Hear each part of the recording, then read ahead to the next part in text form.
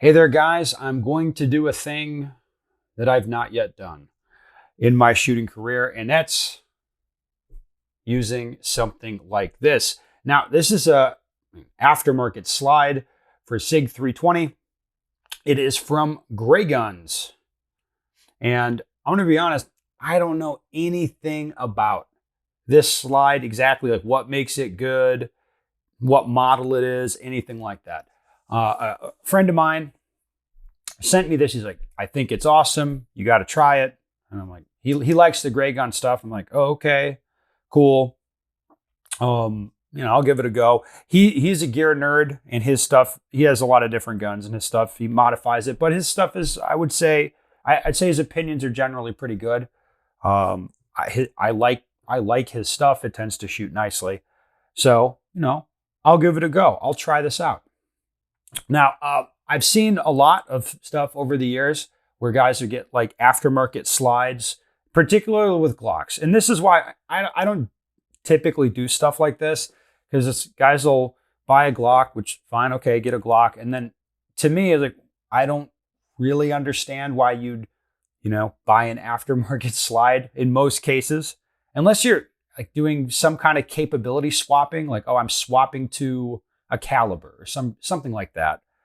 I don't really get it, like why I would do that. To me, if I'm going to go so far as to change the whole top end of the gun on the pistol I bought, I should have just bought a different pistol.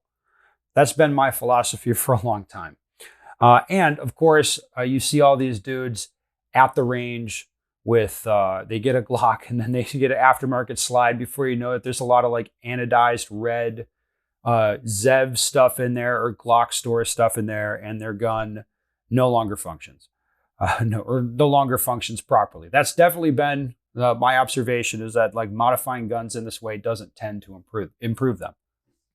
However, I'm pretty open-minded.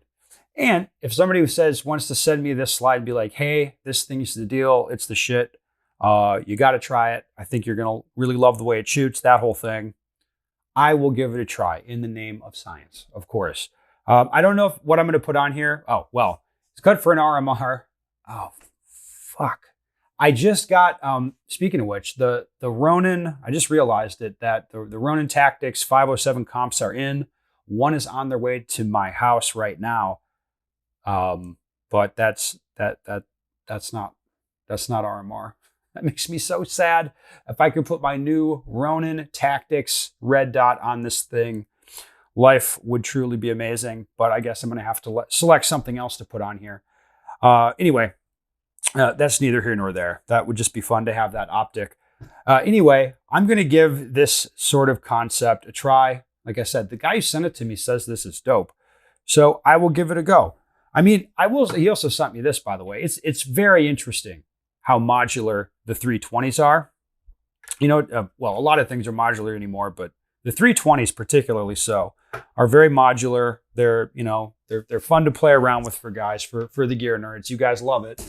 So, because I like to do contradictory, crazy things, I'll put out a video, be like, hey, shoot it for a little while before you mod it. And then I guess I'll take my FCU out of my 320 and put it in. I'll have a whole different gun.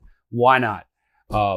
Because now I guess I'm getting ready for mods with my 320, and I'm ready to play around with it. But anyway, I will play around with this stuff and probably get back to you on how much, especially I think this is purchased as a kit. I don't know for sure what he did. But it's Gray Gun's barrel. It's a Gray Gun stamp barrel and a Gray Gun stamp slide. So I will figure out if this is a kit. I think it is. Like, you just buy this deal. So I'll let you guys know what I think of it. Maybe some of you are interested in that stuff. Maybe not. Anyway, I guess I'll get back at some point in the future with more.